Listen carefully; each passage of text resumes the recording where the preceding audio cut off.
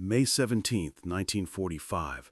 The smell of rubble and charred timber hung thick over the streets of Frankfurt. It was a scent that had become familiar across Germany, a perfume of defeat that clung to every pile of broken brick, every skeletal building frame reaching toward an indifferent sky. In the shadow of what had once been an apartment block, a young mother named Margaret Schultz knelt beside her two children. Her dress, once blue, had faded to the color of ash. Her hands, raw and cracked from digging through debris, trembled as she held her youngest child, a girl of 4 whose hollow eyes had forgotten how to cry. The older boy, barely 7, sat with his back pressed against a wall that might collapse at any moment, his legs drawn to his chest, conserving what little warmth remained in his body. The daily ration, when it came at all, provided less than 1,000 calories. It was not enough to live. It was only enough to die slowly. Into this landscape of ruin came the Americans. Their boots struck the cobblestones with a rhythm that was foreign, purposeful, alive. They moved with the bearing of men who had not known hunger, who had not spent years rationing bread into crumbs and boiling potato peels for soup. Private First Class Robert Henderson of the 3rd Infantry Division walked his patrol route through the broken streets, his rifle slung over his shoulder, his eyes taking in scenes that no training manual had prepared him for. Children with distended bellies, women who looked twice their age, men shuffling like ghosts through ruins that had once been their homes. Henderson had been told that these were the enemy, that Germany had brought this destruction upon itself, that the propaganda machine of the Third Reich had painted Americans as barbaric mongrels who would show no mercy. Yet here he was, watching a child stare at him with eyes that held no hatred, only the dull vacancy of starvation. The men of Henderson's company had been briefed on the non-fraternization policy. The orders were explicit: no mingling with German civilians, no conversation beyond official business, no aid. Every German, they were told, was a potential source of trouble. Fraternization meant making friends, and these people had been the enemy. But General Eisenhower himself had begun to soften that iron decree. On June 11, 1945, he lifted the ban on soldiers interacting with children. Something in the eyes of the starving had reached even the highest command. War had rules. Humanity only had instincts. Henderson reached into his field jacket and pulled out a Hershey bar. It was part of his K-ration, one of the small brown packets that provided American soldiers with between 3,000 and 3,600 calories per day. More food in a single day than these German children would see in a week. The chocolate bar, wrapped in simple brown paper, weighed 4 ounces. It had been manufactured in Pennsylvania, in a factory town where workers went home to hot dinners and warm beds, in a country whose farms still produced abundance while Europe starved. The contrast was not lost on Henderson. He had grown up during the Depression, knew what it meant to be hungry. But this was different. This was hunger weaponized. Hunger as the final consequence of a war that Germany had launched and lost. He approached Margaret and her children slowly, his hands visible, his rifle deliberately left behind with his squad. The mother flinched, pulled her children closer. In her mind, shaped by years of Goebbels' propaganda, Americans were to be feared. The broadcasts had promised that the Allied soldiers would bring terror, would exact revenge for every German bomb that fell on London, every tank that rolled through France. The Nazi propaganda machine had spent years constructing an image of Americans as ruthless occupiers who would show no mercy. Marguerite had believed it, because she had no choice. Doubt was dangerous. Now, faced with an actual American soldier extending a chocolate bar toward her son, her entire understanding of the world trembled on a knife's edge. The boy looked at his mother. She looked at the soldier. Henderson did something that would be repeated thousands of times across Germany in those strange months of 1945. He did not offer the chocolate to the mother. He knelt down, eye level with the child, and placed the Hershey bar directly into the boy's small, filthy hand. Then he did something else. He waited. He did not move to leave. He stayed there, kneeling in the rubble, and from his pack he produced a can of Spam and a packet of crackers. These he set beside her, not in her hand, beside her, giving her the choice to take or refuse, giving her the dignity of decision. The boy's fingers closed around the chocolate bar with a grip that suggested he might never let it go. He looked at his mother again, seeking permission in a world where every scrap of food had to be divided, calculated, rationed down to the molecule. Margaret's eyes filled with tears. They came not from joy, not yet, but from the shattering of everything she had been told to believe. The soldier smiled at her son, a gentle, tired smile. Then he did something that broke her completely. He gestured for the boy to eat first, before his mother, before his sister. The soldier was giving a child permission to satisfy his own hunger without guilt. This moment, repeated in countless variations across occupied Germany, represented more than simple charity. It was the collision of two ideologies made manifest in a piece of chocolate. The German people had been taught that sacrifice was the highest virtue, that the individual existed only to serve the state, that strength came from deprivation and discipline. The Nazis had built an entire philosophy around hardship, around the idea that suffering purified and that abundance corrupted. American soldiers, on contrast, came from a nation that had never been invaded, whose cities still stood intact, whose farms had fed not only their own people but much of the Allied war effort. They came from a society that believed prosperity was not a sin, that a good life was not something to be ashamed of, that freedom included the freedom to eat well and live comfortably. When Private Henderson watched that German boy unwrap the Hershey bar with shaking hands, when he saw the child take a bite and close his eyes as sweetness flooded a mouth that had forgotten such sensations, he was witnessing more than relief from hunger. He was seeing the first crack in an ideological wall. The chocolate was not just food, it was proof. Proof that the enemy America was something other than the monster described by Nazi propaganda. Proof that the wealth and plenty that Hitler had condemned as Jewish-influenced decadence was in fact real. Proof that democracy had not made Americans weak, but had given them a strength that did not require the starvation of children. Margarita Schultz began to cry. The tears came in silence at first, streaming down her hollow cheeks as she watched her son eat chocolate. Then the silence broke, and she sobbed, not dainty tears, but the deep, wrenching sobs of a woman who had held herself together through bombing raids and the collapse of a regime and the death of 1,000 illusions. She cried because the soldier had not taken, he had given. She cried because he had smiled at her child as if that child's life had value. She cried because everything she had been told was a lie, and the truth of that lie hurt more than hunger ever could. Henderson opened the can of Spam with his field knife and set it beside her. He broke the crackers into portions. He did not speak. There was no common language that could bridge this moment. Instead, he reached into his pack again and pulled out a canteen. Water. Clean water. He unscrewed the cap and offered it to the girl, the 4-year-old who had not yet moved or spoken.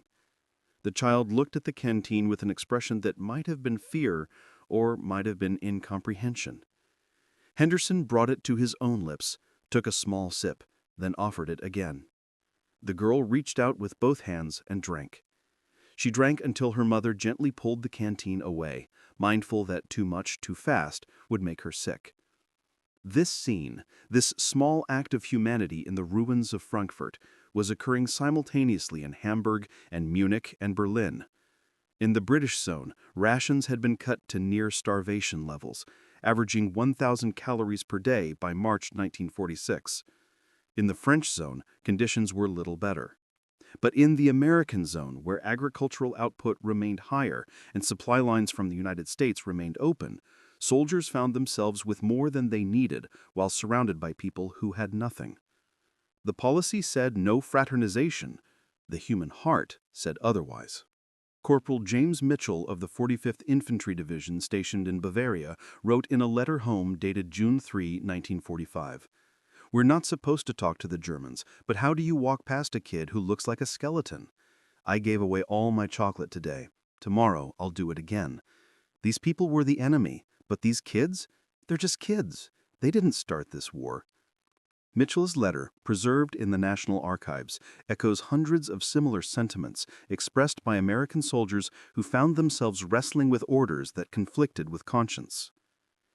The non-fraternization policy had been designed to prevent American soldiers from becoming too sympathetic to the German population, to maintain psychological distance from a people who had, after all, supported the Nazi regime. But the policy failed to account for the visceral response that human suffering provokes in decent men. By October 1945, the ban had been relaxed to permit conversation and limited social contact.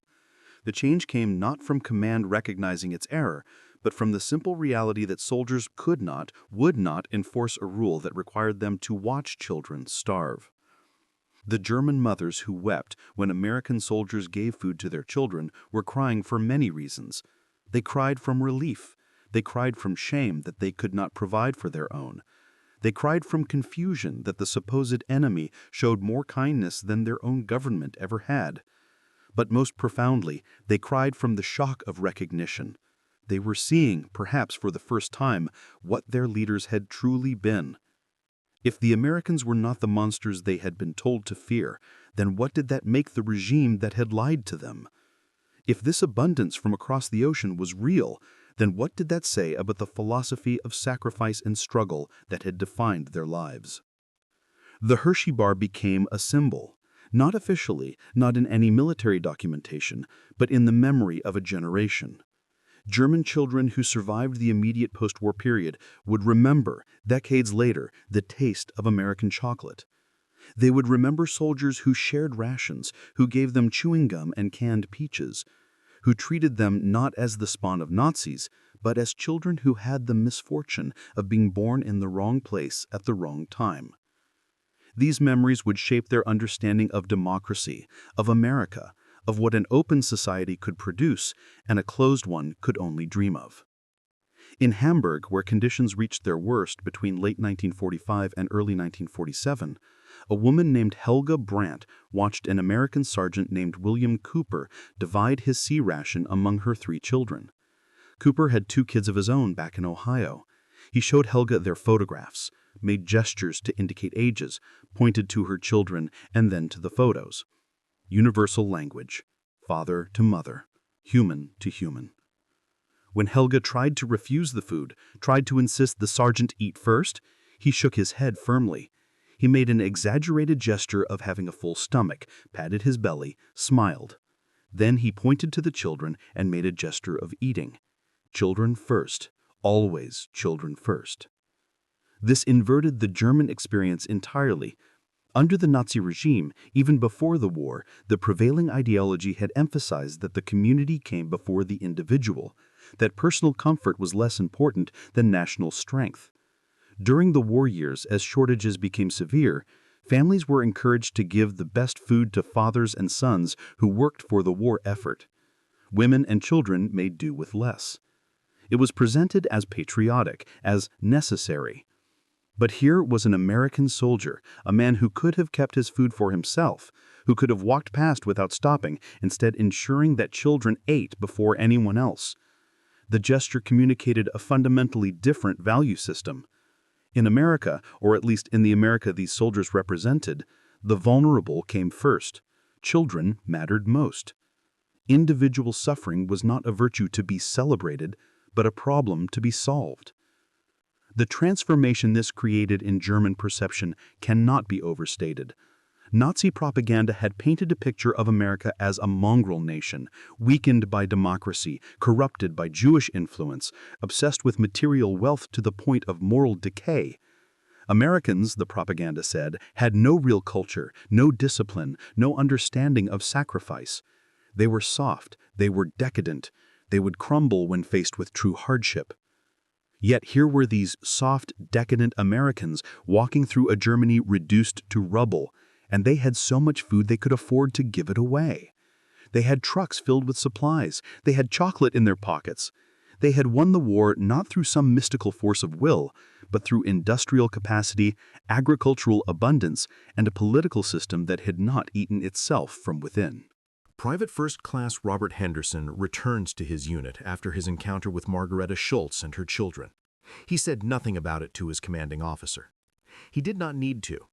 Every man in his company was doing the same thing. Corporal Anderson had given away his entire week's supply of chocolate. Private Shaw had opened cans of fruit cocktail for a group of children who had never tasted pineapple.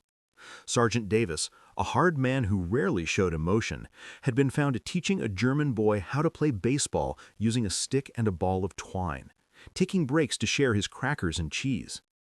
The military brass knew what was happening. Reports filtered up the chain of command. Some officers tried to enforce the non-fraternization rules more strictly, citing concerns about security and the need to maintain psychological distance. But other officers, particularly those who walked the streets themselves and saw the conditions, quietly looked the other way. General Lucius Clay, who would become the military governor of the American zone, recognized early that winning the peace required something different than winning the war. It required demonstrating that the American system produced not just military might, but genuine prosperity, and that this prosperity could be shared. By autumn of 1945, official food aid programs began to supplement the informal soldier-to-civilian transfers. Care packages, the cooperative for American remittances to Europe, started sending food directly to German families. The packages contained 22 pounds of food, canned meat, butter, chocolate, sugar, dried fruit, coffee, items that had become mythical in Germany. Things people remembered from before the war the way one remembers dreams. American church groups, despite considerable opposition from citizens who argued that Germany should be left to suffer the consequences of its aggression, organized relief efforts. The humanitarian impulse, once unleashed, proved difficult to contain. But it was those early, unauthorized moments, the soldier kneeling in the rubble with a Hershey bar, the sergeant dividing his ration, the private who could not walk past a crying child, that cut deepest into the German consciousness. These were not official acts of generosity. These were not calculated moves in a geopolitical strategy. These were simply men who had been taught that you feed hungry children, that you help when you can, that kindness costs nothing. The mothers who cried understood this. They were not crying because they thought Americans were saints. They were crying because they recognized in that moment that they had been lied to about everything. The ideological wound this opened never fully healed. Germany would split into East and West, and in the Soviet zone, a different narrative would take hold. But in the West, the memory of American soldiers sharing food became part of the foundation upon which a new Germany would build. When the Marshall Plan brought billions of dollars in aid, when German factories began producing again, when the economic miracle of the 1950s transformed a devastated nation into an industrial powerhouse, Germans remembered those early days. They remembered that it could have been different. The victors could have starved them. The victors could have taken revenge. Instead, they had shared chocolate. The Hershey bar, that simple confection of cocoa and sugar, became shorthand for American abundance. German children pestered American soldiers for chocolate and gum, not just because they were hungry, though they were, but because these items represented something beyond mere sustenance. They represented a world where there was enough food, enough material, enough prosperity that it could be casually given away. The act of giving food to children before adults, of prioritizing the young and vulnerable, demonstrated a social organization fundamentally different from what Germans had known under Nazi rule. There were Germans who resented the charity, die-hard Nazis who saw American generosity as a trap, a way to make Germans weak and dependent.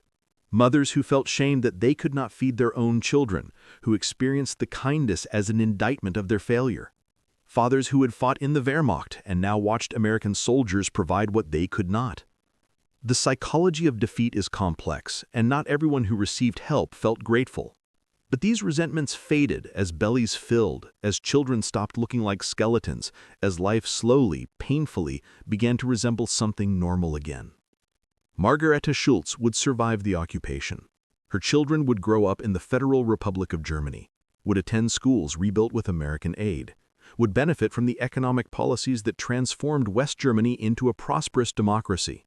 Her son, the boy who had received that first Hershey bar from Private Henderson, would later become a school teacher. In his classroom, when teaching about the post-war period, he would speak about the American soldier who had knelt in the rubble and given chocolate to a starving child. He would tell his students that the gesture taught him more about democracy than any political speech could have. Democracy, he would say, is not just a system of government. It is a system of values, and one of those values is that when you have more than enough, you share. When you see suffering, you help. When you have the power to be cruel, you choose kindness instead. This was the lesson that American soldiers, often without realizing it, taught in the ruins of Germany. They were not perfect. There were incidents of theft, assault, exploitation. War and occupation bring out darkness in some men as surely as they bring out light in others. But the dominant memory, the one that shaped German attitudes toward America for generations, was of young men who could not walk past hungry children without reaching into their packs, of soldiers who violated orders because those orders violated something more fundamental than military discipline. The tears that German mothers shed when American soldiers let their children eat first were not just tears of relief or gratitude. They were tears of recognition. Recognition that the enemy they had been taught to hate had proven more humane than the government they had been taught to love. Recognition that abundance need not breed cruelty, that prosperity could coexist with generosity, that democracy had produced not weakness but a kind of strength their totalitarian state had never known. They cried because understanding this truth meant confronting the depth of the lies they had believed, and that confrontation was almost more painful than the hunger had been. In the end, the true victory America achieved in Germany was not military, it was ideological. The soldier with the Hershey bar, kneeling in the rubble, proved what 1,000 speeches could not. He proved that the American system, messy and imperfect as it was, had created a society capable of producing enough that its soldiers could afford to be generous. He proved that democracy did not weaken a nation, but strengthened it in ways that discipline and sacrifice never could. And he proved, most importantly, that the values America claimed to represent, freedom and human dignity and the worth of every individual, were not empty propaganda, but lived realities. The German mothers knew this when they cried. They knew they were watching the old world crumble and a new one being born.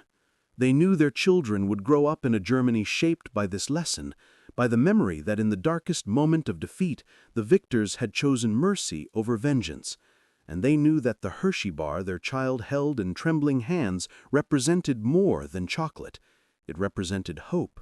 It represented the possibility that perhaps, just perhaps, the future would be different than the past. That perhaps a world built on abundance rather than scarcity, on cooperation rather than conquest, on the simple human decency of feeding hungry children, might actually work. That is why they cried. That is why their tears mattered. That is why decades later, when the Cold War ended and Germany reunified and Europe built a union founded on peace and prosperity, historians would look back at those moments in the rubble of 1945 and understand. The real battle for Germany's soul was not won at Normandy or the Rhine. It was won by 1,000 nameless soldiers who had the compassion to share their rations, and by the mothers who understood what that sharing meant. It was won by a Hershey bar, given freely, to a child who had been taught to expect cruelty and received kindness instead. That was the moment when the possibility of reconciliation became real, when the seeds of a democratic Germany were planted, when the future broke free from the past. And it all began with a simple choice: to let the children eat first, to recognize their humanity, to prove in the most basic way possible that there was enough food, enough compassion, enough hope. The abundance of America demonstrated not through speeches about liberty and justice, but through chocolate pressed into the palm of a starving child. This was democracy made tangible. This was freedom that could be tasted. This was the revolution that mattered most, the one that happened quietly in the ruins, witnessed only by exhausted soldiers and weeping mothers and children whose lives were forever changed by an act of simple, profound, transformative kindness.